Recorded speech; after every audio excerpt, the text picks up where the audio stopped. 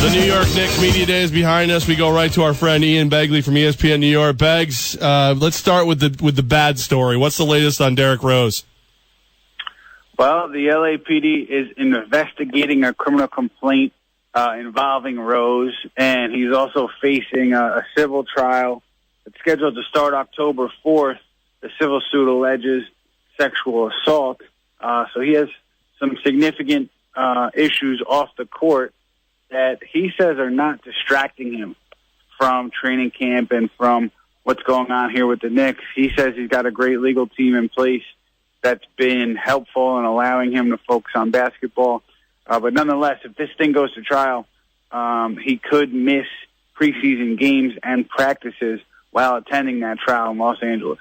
If you had to guess right now, Beggs, does he spend more time in a legal court or a basketball court this season?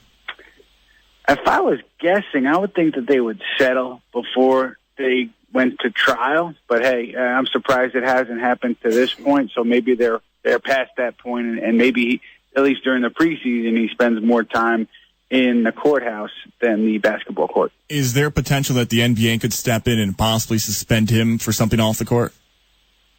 Yeah, I mean, there's a morals clause in contracts. So if the league deems that Rose has done anything to violate that clause, you know, he could be suspended. But it's kind of rare for those things to be invoked, but they certainly have the latitude to make that decision. Ian Begley covers the Knicks, among other great things, and he's right here on 104.5 The Team. So, Beggs, when you look at this situation, D. Rose, everybody said when he got here, he's a great point guard if he's healthy. There needs to be a contingency plan. Now we've got this on top of it. What is the Knicks' contingency plan if Derrick Rose isn't available for parts of the season? It's a great question. I mean, I think they think that he will be available, that his season won't be impacted by what's happening off the court. Phil Jackson made that clear last week. But if it is, you know, they have Brandon Jennings, and then, you know, behind Brandon, they have a guy named Keshawn Randall from Stanford who they brought in on a training camp deal. And beyond that, there's Ron Baker, and there's not much else as far as point guards go on this roster. So, you know, they'd be thin after Brandon Jennings if indeed they were without Derrick Rose for a while. Yesterday was media day. Today, from at your Twitter account, at Ian Begley, you were taking shots and pictures of Carmelo Anthony in practice and Derrick Rose. What's been your biggest takeaway so far from these media sessions with those guys? It seems like a lot of these guys have something to prove. They're coming into this year with something to prove, whether it's, you know, Rose and Jennings going into years where they're hitting free agency at the end of the year, or Joakim Noah, who's coming off an injury-riddled season, Courtney Lee, who just wants to show that, you know, he can thrive on a winning team again. And you know, I think these guys are motivated. I think the motivation is there. And Courtney Lee has mentioned how motivated Rose and Noah have been in workouts. So, you know, that's one thing I've taken away. One other thing is it seems like these guys want to run. Hornacek, I think, wants to push the pace, and that's probably a welcome change for a lot of the guys on this roster who were getting tired of playing so slowly the last few seasons. How about Kristaps Porzingis? Has he been eating peanut butter and jelly sandwiches? Has he been doing the weights? Is this guy putting on some weight for year 2 in the NBA? Yeah, you know, one interesting thing that came out of yesterday was he thought that he made a mistake last summer trying to put on a bunch of weight in his upper body and add strength. He said that this summer his approach was a bit different. He just wanted to put weight on in his lower half.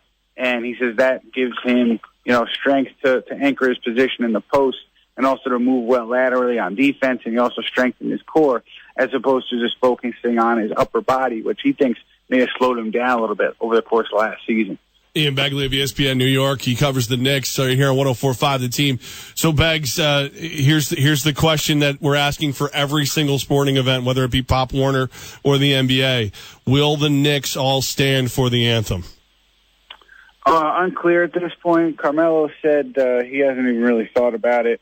At this point, he said he'll talk to his teammates about what they'd like to do. He said what they will do, if anything, will be, you know, inclusive and collective and as a group. So that kind of leads me to believe that they all plan to stand for the anthem. But Carmelo kind of left the door open today about what the Knicks may do and whether it involves kneeling for the anthem, as we've seen other athletes do, including Colin Kaepernick. Beggs, we look at this team. They've definitely upgraded the talent level. The trainers may be busy, but where do you see this team going? What's your prediction? I know it's way too early, and we're not going to hold you to this one, but just as a Knicks fan talking to you on the phone here, what's your prediction for this next season? Yeah, I think if you can get 70 games out of Derrick Rose and Joakim Noah each, which is asking a lot based on recent history, I think this team could finish 500 and get in the playoffs. And, obviously you can't predict injuries, you can't predict health.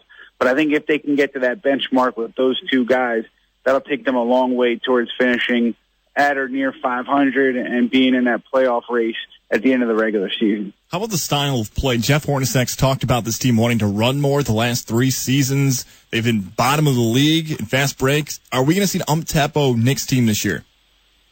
Seems like it. Yeah, it seems like that's been a topic of conversation the first couple days here. Hornacek has made it clear that he's going to keep the triangle in place as a way to space the floor in the half court, but it seems like he wants this team to pursue opportunities to push the ball early in the offense, getting a rebound, pushing it up the floor, and being a little quicker to get into that offense in the half court. Beggs, you sound happy. Like I know that it's your job to cover the Knicks, but there sounds like there's actually hope in your voice. Well, listen, it's a new season, some new faces. It's always fun to be up here again and to be doing my job. I know it's going to be busy, but I'm just looking forward to it. Win or lose, I know this team is going to be interesting. That's for sure. What do we got? 27 days. Hey, you guys are doing a countdown, huh? Well, I've got hope. I've got hope for a change too. I'm in.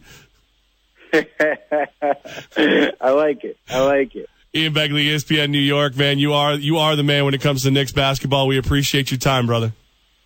Always appreciate you guys having me on. Be well. You too.